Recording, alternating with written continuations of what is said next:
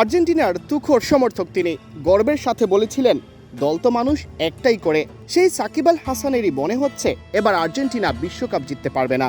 এমনকি মেসিদের হাতে আরও একবার বিশ্বকাপ উঠলে অবাকই হবেন তিনি। সাকিবের চোখে ফাইনাল জেতার মতো ফেভারিট অন্য দুই দল। মার্কিন মুল্লুকে বসে সাকিব কাছ থেকেই দেখছেন বিশ্বকাপ, কখনো কখনো মাঠে গিয়েও দেখছেন।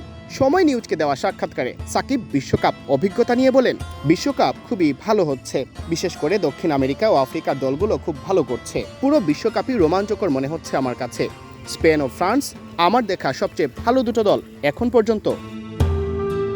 এ সময় আর্জেন্টিনাকে নিয়ে আশা জানতে চাইলে সাকিব বলেন, আশা করি ভালো করবে, তবে ভালো না করলেও সমস্যা নেই। খেলাটা উপভোগ করছি, যখন দেখার সুযোগ হয় দেখি। আমার মনে হয় ফ্রান্স ও স্পেনের সম্ভাবনা অনেক বেশি। মেক্সিকোও ভালো করছে, আরও বেশ কিছু দল আছে যারা ভালো করছে। স্পেন ও ফ্রান্সের ভেতরেই কেউ হয়তো বিশ্বকাপ নেবে। ভালো না করলেও সমস্যা নেই কি গত বিশ্বকাপে জিতেছে বলে জবাবে হাসি মুখে সাকিবের উত্তর, সেটা বলতে পারেন। অবশ্যই চাইছি, তবে ভাগ্যের সহায়তা লাগবে, যা 2022-এ এতটা না হলেও চলতো। দল তখন আরও ভালো অবস্থায় ছিল, এই বিশ্বকাপে ওরকম শক্তিশালী নয়।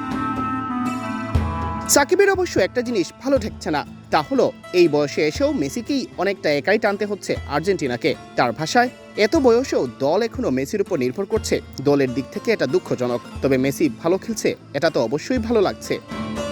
সাকিব এ সময় জানান, আর্জেন্টিনা আবারও চ্যাম্পিয়ন হলে অবাকই হবেন তিনি, তবে মন থেকে চান শ্রেষ্ঠত্ব যাতে ধরে রাখে আলবিসেলেস্তেরা, আর ফাইনালে দেখতে চান ফ্রান্স আর্জেন্টিনা পুনর্মিলন।